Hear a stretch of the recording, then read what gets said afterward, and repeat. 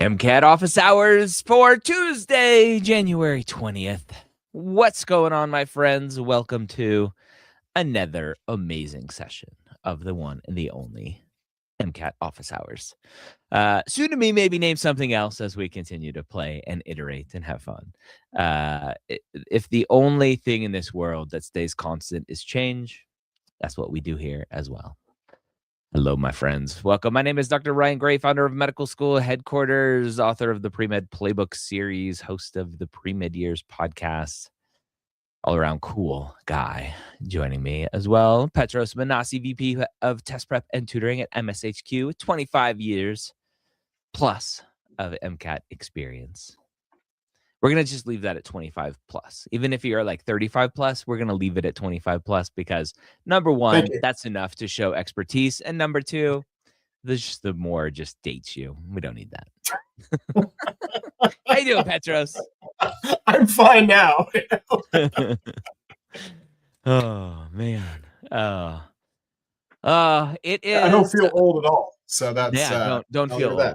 Yeah. You don't need to feel old. No, I don't. Even if you are old, you don't have to feel old. I was talking with a friend last night. I'm like, I still feel 20. Yeah, I'm maybe I feel more like 25, 30, but I'm 25 plus. 25 plus. There you go. somewhere in that range. That's how we rock and roll, my friends. Petros, January 20th. We are several weeks away from the February 13th date. Let's see. There's 1, 2, 3.5 weeks roughly. For someone testing on February 13th, what advice do you have for them as they are coming down the stretch? Well, first off, don't be suspicious, or not suspicious, superstitious. That's the word I was looking for, because it's a Friday the 13th. Don't be suspicious. Yeah, it's of all the dates they had to choose for the first ever Friday February exam. It was a Friday the 13th. So yeah, no superstitions. 3.5 weeks, still a lot of time. That's, I think you'll always. I mean, time is time, right? So 3.5 weeks is a lot of time, but you have to really analyze what else you have going on. Obviously, make your MCAT prep a priority if you're testing in February, because you are 3.5 weeks away. So, what else can you shed off as far as commitments or things that you don't really have to do or that can be done after February 13th? So, make the MCAT the priority. I think it's also important, though, to recognize that in 3.5 weeks, there's only so much that you can do, and you really need to be focusing on kind of that middle ground. So if there's stuff that you're, solid on and you're going to get those questions right, that's not what you're focusing on. If there's stuff that it's a super far stretch, it's maybe something you've never seen before, it's something that has always troubled you, and you end up spending lots and lots of time wrapping your head around it and still not understanding it, maybe that's not your priority. Really, that middle ground is where you want to be focusing on in terms of material that you're, for lack of a better term, 50-50 on, not necessarily 50-50 on, but you're just kind of like, I'm in the middle. I've seen this. I just need to work it and get repetitions in.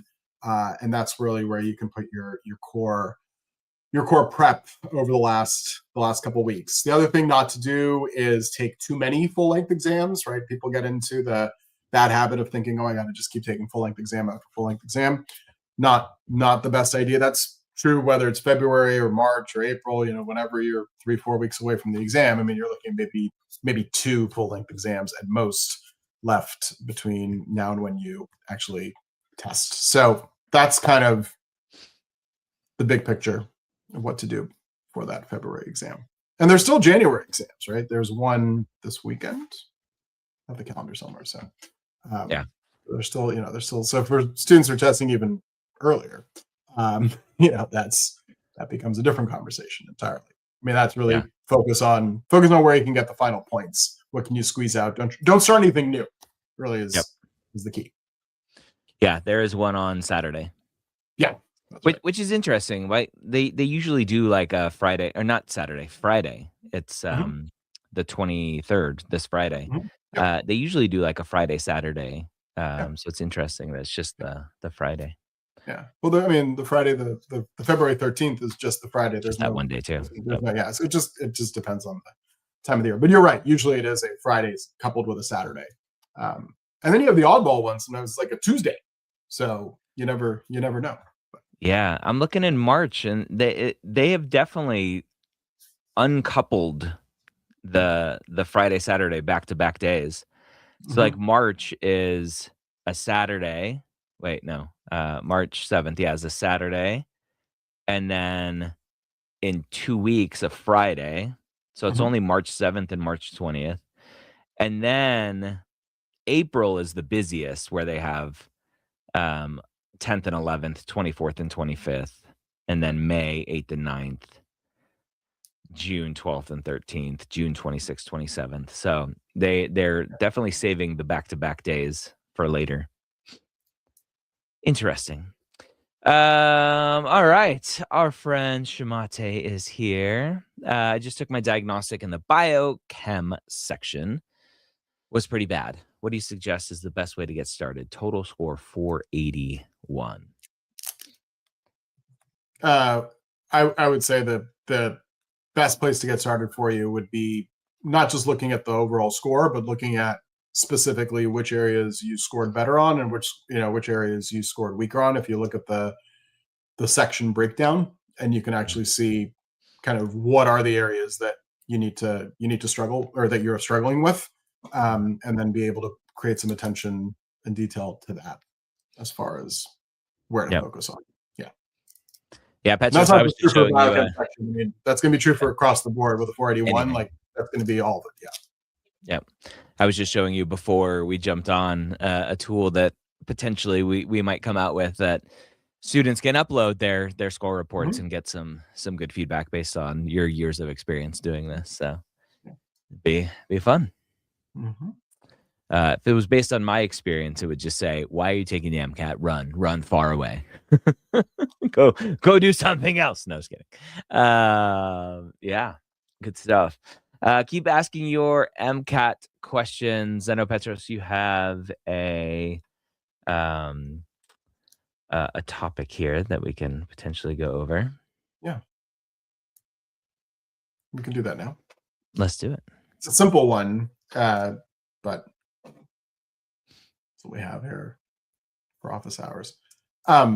This shows up a lot on the MCAT, which is why I thought it'd be important to kind of look through it. You'll get questions that really require you to go back to a very early skill that you acquired, which was which one of these does not look like the other. So you might remember that the song, if you watch, I think it was Sesame Street, right? Which one of these is not like the other? And this shows up a lot when you have questions that the question itself might seem, dare I say, easy looking, right? It doesn't actually have much substance to it. And we have a Psych section question here, just as an example. I mean, this is a very kind of classic, which one of these does not look like the other? I won't say that this is a super hard question, but it is a time-consuming question because the answer choices are relatively long, right? The question is short. It says, which of the following situations best exemplifies discrimination rather than prejudice? So really, you're just being asked, show me of these four, which one of these is one versus the other. But from a kind of skills perspective, the lesson I want you to kind of take away here is that you are going to need to go through all of the answer choices, right? There's no way that you can't look at the answer choices. You got to read through all the answer choices.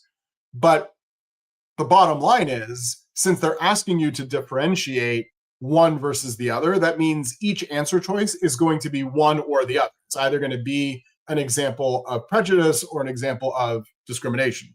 So your job is, once you find one that you are 100% certain is discrimination, that is going to be the correct answer, because there can only be one right answer, right? So they won't give you two that are, discriminations versus prejudice. They're going to give you one that is a discrimination statement. So then the question is, really the question behind the question is, well, what's the definition of a discrimination versus prejudice? And it really comes down to understanding the definitions as they are outlined in textbooks, as they are outlined as far as the actual literature is concerned. And so a prejudice is an attitude versus a discrimination, which is a behavior. So an attitude is not necessarily a behavior, and vice versa, right? So the prejudice is a very specific attitude that you have, versus the discrimination is an actual behavior and action that you're going to ultimately be taking. So with these, you have to go through them line by line. So a supervisor believes that older employees are less capable of learning new software. Now, that's what the supervisor believes. There is no action that the supervisor is taking, so therefore it is a prejudice, right? It's not a behavior that they're demonstrating, it's an attitude. Right? I believe that older employees are less capable of learning new software, but it's not like the supervisor isn't hiring older new employees or isn't training new employees on the new software. So this is a prejudice as written there in the answer choice. An athlete feels uneasy when competing against opponents from a rival ethnic group. This too is an attitude, right? They feel uneasy, so it's a prejudice. It's not a behavior. They're not going to not compete. They just feel uneasy, right? They're not actually taking action. Answer choice C, the hiring manager rejects equally qualified applicants solely because they belong to a stigmatized minority group. This is an actual behavior, right? The hiring manager, I mean, this is like, talking about HR violations 101, like this is a huge, huge issue in that they are saying, I'm going to reject you and take an action. I'm going to demonstrate a behavior because you are part of a specific minority group. So this is a discrimination, and therefore this is going to have to be the right answer because it's a very solidly a discrimination. There's an action that's there. You can justify it. You don't even need to read answer choice D, but read it anyway. A student thinks that immigrants are generally unwilling to assimilate into the host culture. That again is an attitude, so therefore it's a prejudice. So you have three that are prejudices. You have one that is a behavior, the discrimination. So C has to be the correct answer. Now, this was an example here in the psych search. This can also happen in the sciences, right? Which of the following best exemplifies why this acid behaves better in this scenario than the base would, right? Or in this environment than the base would. And you could go through and again, have the same kind of structure. So the thought process really is one almost of deductive reasoning, where you say, okay, I'm going to eliminate those that I know are this in this category, and therefore eliminate and therefore find the right answer. The flip side, so here's the kind of twist to the story, right? Here's the, but wait, there's more moment. The flip side is, in this example, as I walked through it with you, we went through and we said, okay, we have prejudice, discrimination, prejudice. If you were uncertain about answer choice C, but you were certain about A, B, and D being prejudice, you could still choose answer choice C and be confident in knowing it's correct because the other three were definitely wrong, right? So this is kind of that game that we sometimes play, that we might not be able to definitively find the one that in this example was discrimination, but I definitively can point to the reasons why A, B, and D are prejudice. Therefore, I know that C is correct. On the flip side, if I said, I know that A is prejudice, I know that B is prejudice, I'm kind of 50-50 on C and 50-50 on D, okay, it's not solid, but you're now guessing between C and D, so a 50% shot versus a 25% shot of randomly guessing. So that's also something that you have to get good at. I mean, unless you're getting a perfect score with plenty of time left, there are going to be situations on this exam where you are going to need to be able to say, okay, I'm taking my best guess here. I don't know, I can get it down to these two. You'll be lucky 50% of the time. You'll be unlucky the other 50% of the time. And that's fine, right? It's still more points that you're getting rather than just taking random guesses across the way. So that's the lesson for today, or the mini lesson for today. How, if you could quantify high scores from low scores or average scores, do you think high scorers on average are better at getting through A, B, and then getting to C and going, that's the answer, and they just don't read D? Do you think it's a confidence thing, a skills thing, to where they don't have to go and check answer choice D because they know C is right? I think there is an inherent benefit to being comfortable and confident in the work that you've done in your preparation to get you to this place of taking the exam. So having that confidence and not wasting the time to look at answer choice D in this example definitely helps. Not because you haven't wasted the time. There's no bonus points at the end of the test for how much time you have left over. It's right. They don't say, oh, you finished with 10 minutes left. We're going to give you another couple points because you finished early. But the bonus is now you have 10 extra minutes, for instance, for other passages that will require you to do more work and will require more analysis, right? So if you're able to save time and optimize time in certain places, then you're going to be able to utilize the time in other places, right? So if you're good at certain types of things or certain types of skills, leverage that so that you can use that time on the other side.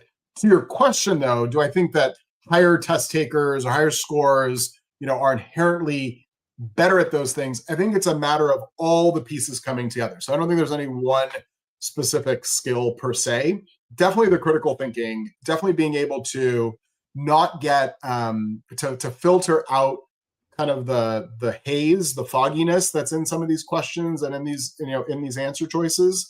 For instance, for me, looking at this, obviously I sit in a position of privilege in that I've seen the question. I know what the answer is, right? I've had time with it. I'm not trying to take it under a time condition. So yes, I sit in a position of privilege right now. But what I can point out to you is the strong test taker is going to very quickly be able to realize that the supervisor believing, feeling, and thinking is very different than the action of rejecting, right? These are attitudes, right? The words believe, feel, and think are attitudes versus rejection. That is a behavior. Yeah. Right. That is an action that has been taken. So, if you know your definitions and you can find kind of the operative word in the sentence or in the answer choice, then that's what it doesn't matter, not to jump back to this too much, but it doesn't matter that it's a supervisor that believes that older employees are less capable of learning new software. It could be vice president believes that younger employees are more capable of learning new software. That, again, is also a prejudice, right? Prejudices don't have to be, not to get into the definite, prejudice doesn't mean it's a bad thing, a negative thing. This the answer choice is written in answer choice A sounds very negative, right? Oh, the supervisor doesn't think that older employees can learn something new. But a prejudice is a prejudice, right? I could have a prejudice and say, I think only the young ones can learn the new software. Right? That's also a prejudice, but I'm not actively rejecting older employees or actively only accepting younger employees for my software company, right? That's I think the differentiator. So the differentiator in that, a higher score or somebody who's trained themselves better or with more kind of precise and precision and better skill is seeing through the words and just seeing variables, right? An X believes that B are whatever degree capable of learning whatever thing that's there. It doesn't matter what the things are, right? I could replace this with variables and it would have still been answer choice B. C would have been the correct answer. So yeah, that's that. That's that. Sweet. Good stuff. I like those simple ones. For those of you watching, you want to have a conversation with Petros about how we can help you with your MCAT test prep, go to mshqconsult.com, schedule that or scan that QR code hanging out there. Do that right now before it's too late. While supplies last. We should say while sanity lasts. While Petros' sanity lasts. Well, my sanity lasts. There you go. While the world's still here. That's a little more relevant to today's current events. Lordy. Let's go, friends. Ask your questions. Or forever. What is it? object now or forever hold your truth. Is Hold that your the peace. Yeah. Speak hold your now or peace? forever hold your peace. Yeah, probably hold your peace. That's it. If you were to go and take the MCAT today, Petros, what would be the hardest section for you? God, I wasn't expecting that question. Probably the hardest section for me would probably be coincidentally the one we did today, the Psych Soc, just because it's the furthest away from it was literally one of the first classes that I took in college. So it's probably that's the one that I'd have to spend the most time on as far as content is concerned. So Yeah. How about Are, you? oh God. I'm gonna throw the question right back at you. All of it. All of it. I wouldn't be good at any of it. Which, thank God. To be a good doctor, you don't need you don't need to do well in the MCAT. Oh, yeah. Cool. You're about to say something. Cut you off. I don't know. Yeah, I don't know. I was gonna say that nobody's asking questions, so we can just end early if we want, because our goal is to be here to answer your questions, and if there are no questions, then we shall go and go work on other projects and other things. So maybe we should do that. Petros, any parting words of wisdom? If you're testing this week, best of luck. Be confident in your preparation and carry forward. Carry on, your wayward son. All right, friends. There's a question coming in from Lindsay. Is there going to be a disadvantage for my daughter taking the MCAT possibly younger than other students? Any age correlation that you know of, Petros? No, I mean it's purely correlated. It's purely based off of the prep and coursework. So yes, your daughter would be at a disadvantage if she hasn't taken some of the courses and hasn't prepared for the exam. But I could also say on the converse, because someone is older does not mean they are at an advantage because maybe they too have not taken the courses and done the preparation. Yeah. So, yeah. Or haven't taken them in a while. And they've forgotten everything. Yeah. I don't know how young, because there's other conversations around age and applying to medical school, and we don't want to potentially apply too young because there are issues with the activities and the quality of activities that you can get just based on age. And if you delay your application because you want to get a little more maturity, then are you at risk of having your MCAT score expire? So there's all of these kind of things that interweave here.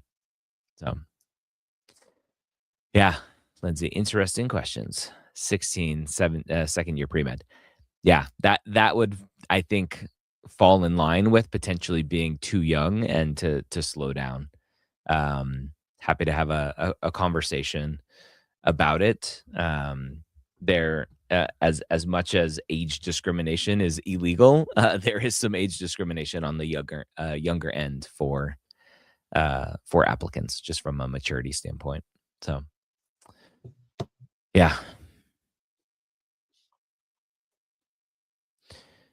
Shimate asks, I have the Kaplan books, but I also bought U World. Should I use both? The books have so much info, I feel not enough time. What would you suggest? Petros, these are two totally different types of resources. So the books, any review books, are just that. They're content reviews. So you should use those for content review, whether you want to, I mean, I wouldn't recommend reading them cover to cover. I would say reference them as you're going through questions, which is what U World is. That's a question bank. So should you use both? I mean, whether it's those two or others, yes, you're going to need to do some kind of content review. You're going to need to do some kind of question practice and full-length exams. So, like, I would say there's also a question if you feel like you don't have enough time. I think there's a question of building out a structured plan. And I mean, you could work with a tutor with us to build out said structured plan, right? To actually make sure that you're doing the right work at the right time. Otherwise, you'll be just having a hodgepodge and kind of all over the place as far as those pieces are concerned. So yeah, that'd be.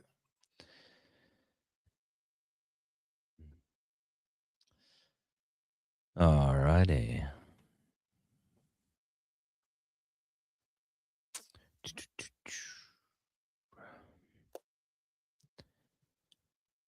I noticed that my reading time is 10 minutes a passage and 5 minutes to answer questions. What should be an average time for a car's passage time?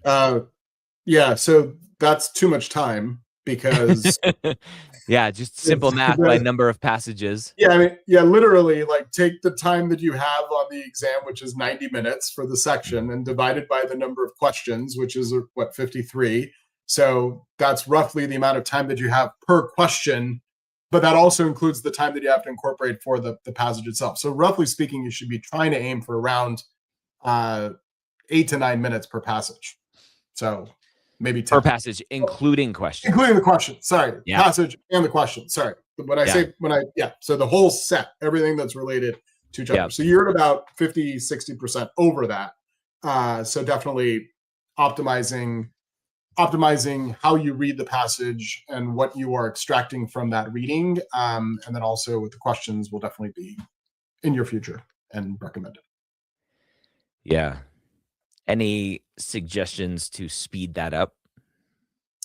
Reading for purpose. I mean, we've talked about this here at Office Hours before. We'll talk about it again the next time, or not necessarily next time, but I mean, as we kind of go through. But reading for purpose, right? Not getting bogged down in the details. Reading through the passage and identifying why the author said something, not necessarily what it was they specifically said, right? So why did they include these 5 books as an example? They included them to demonstrate, 19th century literature.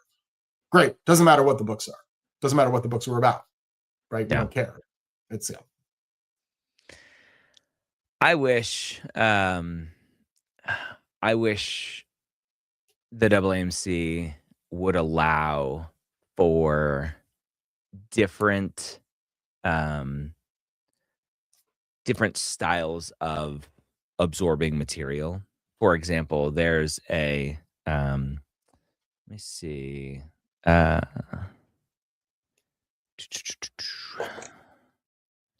There is a Chrome extension that I try to use often. I don't use it a ton because it's right now only on desktop. But I just became a beta tester for an iOS version. And what is really interesting is it helps me read so much faster than I normally can. And so let me see if I can show an example of this. So I'm going to share my screen here. And this just may be a good tip for anyone who struggles reading. So I'm going to share first. This is just an ESPN website, right? So it's an article about the Buffalo Bills firing their coach. And for me to actually read this, it would take me a long time. I don't know if it's just I never read a ton as a kid. I have major eye tracking issues where it's just really hard for me to read and read and read. I also have the issue where I read every single word in my head, which is not the appropriate way to do it quickly. And so there's a tool called Swift Read that takes that. It's just a Chrome extension, and allows me to then it pops this out. And you can see up here in this corner, I can set it to, I can get close to 500 or 600 words a minute. I'll set it at 500 right now. And then you click play and it just goes word by word, and I can understand this. And it's amazing. And it tells me that my brain is fine looking at words very quickly and understanding it. And obviously I'm talking right now, so I'm not fully understanding it. But it's amazing how well I can get through that at 500 words per minute, where if I were to actually just read the words on the page, I'm probably reading at 150 words a minute. Yeah. And it's phenomenal. And so it's one of those things where I wish the AAMC would be like, hey, we understand that there are like dyslexia. There are special dyslexia fonts that supposedly help make a difference. Or like this, of like, hey, AAMC, I would love to not hack your system or anything, but I have a different way of reading that works really well for me. Let me use this tool because I could fly through a passage doing that. Oh, anyway. I mean, if you're reading 500 words per minute in that mode, that means it would only take you a minute to read a passage because the passage is about 500 words. I mean, imagine that, yeah. right? And like my daughter, she's only 11. She can read that fast, reading normally. Like she flies through books, and I keep asking her, I'm like, how do you do this? And she's been reading, and she loves reading, and it's crazy. I wish I had that ability, but yeah. Anyway, go faster. 3.3 GPA, 3.2 science GPA, strong upward trend, 39 or 3.9 30 credit post back with a major dip during sophomore year, 5.11 MCAT. Applying this cycle. Any tips? Meaning the low GPA is due to poor studying, too many classes sophomore year. How do I explain this? You don't. Your grades explain it. Your upward trend explains it. So good job with the upward trend, doing the post back, all that good stuff. Yeah. They'll see the dip and they may ask you about it, but I don't think you need to explain it anywhere where it's not asked. Good job with that MCAT score as well. All solid stuff. All right, friends. Any other questions before we head out into the abyss, into the sunset? Why is it into the abyss as like a bad thing? Into the sunset is a good thing. It's the glass half full, glass half empty people. The half empty people are like, oh, I'm going to the abyss, the nothingness. Cool. All right, friends. Have a wonderful week. We'll see you next time. Bye-bye.